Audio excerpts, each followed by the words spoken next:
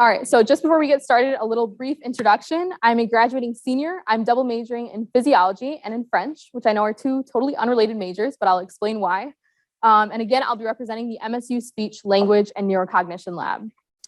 So to put our research into a nutshell, basically what we're focused on is speech and language neurocognition. And neurocognition is just a fancy way of saying we study brain cells. So we're looking at how the brain functions, and the two areas that we're studying specifically are Broca and Wernicke's area. And both of those are involved in speech language, speech comprehension, speech production. And before we get into the nitty-gritty of our research, we just want to define a major term, which is neurodiversity. So many of you probably haven't heard this term before. So what is neurodiversity? This is considered a revolutionary concept in psychiatry and in autism today. And this is a growing social movement, which basically categorizes the entire population into two different groups. The first of which is the neurotypical population. And these are individuals who have a neurocognitive function that falls into a socially acceptable range. The second group of individuals are known as neurodivergent individuals.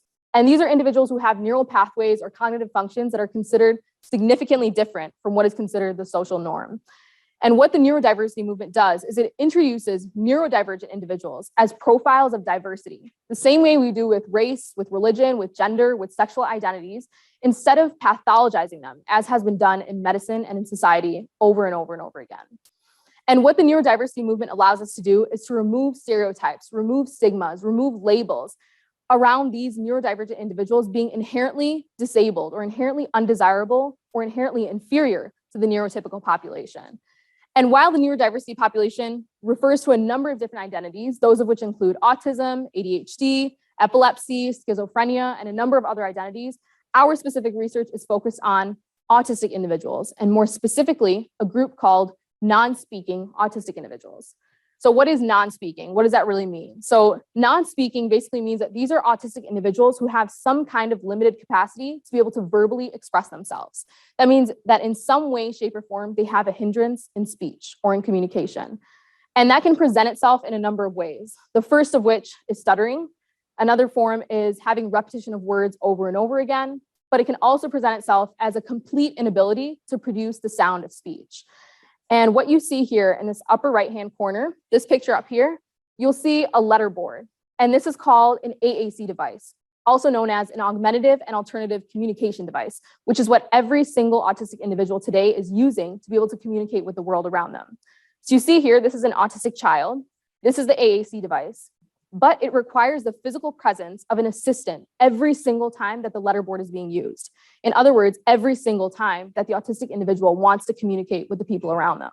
And that poses a number of problems, which we're going to get into. But what's important to note is that a third of the entire autistic population have some kind of limited capacity to be able to use speech. Or in other words, that's the non-speaking autistic population. And that is a large percentage when it comes to a group of people who've been marginalized and heavily underrepresented in medicine and in society at large. And so the issue with autism is that autism is something that affects every single individual so uniquely and so differently, it doesn't make sense to use a standardized one-size-fits-all AAC device. And there's no single way to diagnose autism. There's no single litmus test that will tell you that you definitely have autism or you definitely don't have autism. And what we see with some of the issues with these standardized AAC devices is that, first of all, you need a physical assistant present every single time that an autistic individual wants to communicate with the world around them. That compromises the reliability of their speech and of their communication. Another issue is that because of the diversity within the autistic population, using a one-size-fits-all device is not something that's going to work for something that has such diversity and such differences when it comes to the non-speaking autistic population. Right now, what we see in the clinical world is that the training on these letterboards and on these softwares is focused on the assistant. We're making sure that the assistant understands how to use a software, how to communicate, but we're not making sure that it's the most effective and reliable software for the actual autistic individual, which is another issue that we see. We're so focused on the newest technology, on the newest software, what is the flashiest thing that we can use, and they're updating this every couple of years. And so you have to have extensive training with the speech pathologist and an autistic individual in a lab, which is highly extensive, and it causes a number of problems when it comes to their reliability and their effectiveness in being able to communicate with the world around them. So what our lab is trying to demonstrate is that really a lack of ability to communicate doesn't translate to a lack of intelligence or lack of intellectual capability. And what our lab is showing is that autistic individuals do have a desire to communicate, They're intellectually capable of communicating. And the thing that bridges these two things together is an AAC device that specifically meets the needs of every unique autistic individual in a way that allows them to effectively and reliably communicate with the world around them. So you might be wondering, what are we doing in the lab? How are we working towards a solution for all these problems? Well, one of the things that we've done in our lab in one of our previous research studies is we took a corpus of 14 self-narratives from non-speaking autistic individuals. And these were individuals who were literary scholars, they were published poets, they were comedians, they had contributed to literature and the arts and contributed to society at large, despite being non-speaking autistic individuals who lacked the communication resources they needed to be able to talk to the world around them. And so what we did was we took all of their phrases, we set up a coding system so we could categorize all of the sentiments and see what these non-speaking autistic individuals were trying to communicate with the world around them. And one of the things that we found was that across all of these 14 individuals, the most expressed sentiment was a desire for change in the way that autistic individuals were being perceived in society, and a desire for change in the number of opportunities that were available to them in social, educational, and employment contexts. And so what you see here, this is pretty much a typical day in the lab. If you walk in, you might see some autistic individuals using devices like these. We test their efficiency, we test the accuracy of the device, we test how reliable it is, and how accurate the speech is that's coming across. And so two of these things, one of which we're going to discuss, are highly used in both of our labs. So one way that we're working towards a solution is we're moving away from something known as the medical model of disability, which says that basically it's her impairment that's the problem. And we're moving towards something that's called the social model of disability, which says that it's the arrangement of society that's the problem, not the person themselves. And so what you see here is a woman in a wheelchair, right? And what the medical model would have said is that there's a pair of stairs in front of her and it's her impairment that's the problem. It's her that's the issue. So what we should do is we should change her. We should give her prosthetics. We should cure her so that she can stand up and walk and function like everybody else in society. But what the social model of disability says is that it's not her that's the problem. It's not her fault that she's in a wheelchair. The issue here is that we have stairs in front of her when we have the technology and the resources to build a ramp. And so what we're trying to argue is that you don't need to change her for her to be able to integrate into society. So how are we working towards a solution specifically? We are trying to replace the standardized AAC device with something known as a head-mounted eye tracker. And this is a device that basically uses visual fixation to be able to look at letters and form words, and those words will be relayed by a machine that doesn't require the physical presence of an assistant at all. And what we found, some of the benefits of using this head-mounted eye tracker, which you see on this woman here, is that it gives autistic individuals complete communicative agency. They're able to independently speak and say what they want to say without having an assistant interfere and compromise the reliability of their speech. Another one of the things that we talked about was the diversity within the autistic population. So this new device uniquely fits the needs of nonverbal or non-speaking autistic individuals who might have some kind of a physical impairment. Some autistic individuals can't reach the letterboard, they can't touch the letterboard, and that causes even more and compromises even more the reliability of their communication. And so this eliminates the need for having to touch a board at all or having an assistant present at all. And what we found in a recent research study is that this head-mounted eye tracker actually had increased speed, increased fluency, and increased accuracy in the way that the non-speaking autistic individuals were able to communicate with the people around them. And one of the final benefits is that there's hardly any training required with the head-mounted eye tracker. You don't need to spend hours with a speech pathologist, an autistic individual in a lab or in a clinic trying to learn how to use the new software that keeps updating itself every couple of years. This new device works via visual fixation, which means you only need the function of the eyes to be working for that autistic individual to be able to effectively and reliably communicate with the world around them.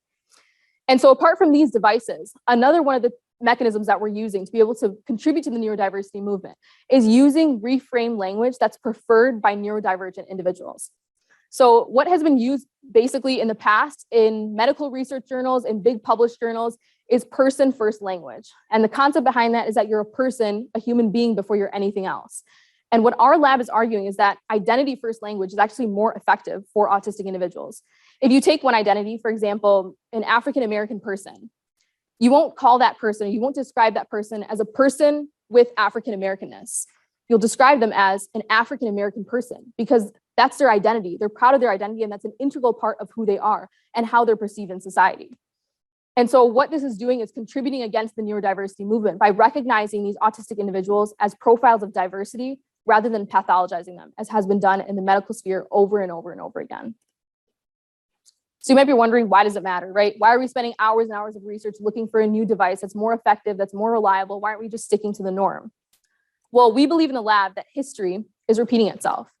In the same way that a number of identities related to race, religion, gender, and sexual identities that have been discriminated against in the past and have had inequity when it comes to social, educational, and employment opportunities, we believe the same thing is happening with non-speaking autistic individuals today who don't have the means, who lack the resources to be able to reliably and effectively communicate with the world around them.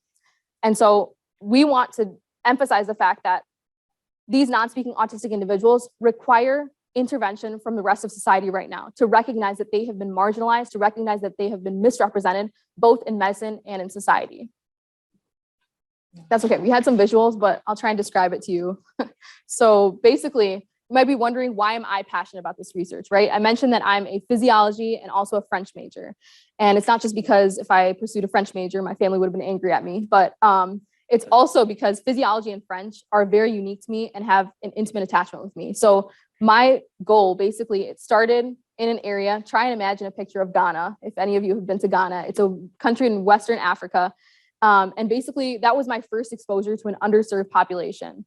And when I was there, that was basically my first opportunity where I was able to function as a medical volunteer through a program known as MSU Medical Brigades, where I was able to work in a community that was underserved and under-resourced and had no access to clinics, to pharmacies, to hospitals, or any type of healthcare provider within a 50-mile radius. And I can tell you that that experience changed my life forever. It changed my perception on healthcare forever. And what I saw there when I was in the area, so in the Asafa community of Ghana, was that I saw women who were denied access to the female physicians that they preferred for their sensitive medical needs. And that ultimately harnessed my desire for a career in women's health and education. And that's why next year I will be traveling to Morocco on a Fulbright scholarship to teach at a university and to encourage young women to pursue higher education, to fill the gap between female physicians and female patients. Because what often happens in these countries who come from traditional or conservative backgrounds is that women who don't have a female healthcare provider will refuse to seek treatment, or there's not enough women who will get an education and they won't be able to become physicians and serve their own society in STEM and in healthcare and all these different kinds of fields. And so that's really what I want to do. And hopefully what I'm hoping that it will lead to is that I'll be able to represent an international medical humanitarian organization known as Médecins Sans Frontières, which is a French organization originally, and it's also known as Doctors Without Borders. And that is basically my entire goal. And I believe that everybody deserves to freely express themselves, have equal opportunity, and everybody deserves to have a voice and to be heard by the rest of the individuals in society. Thank you.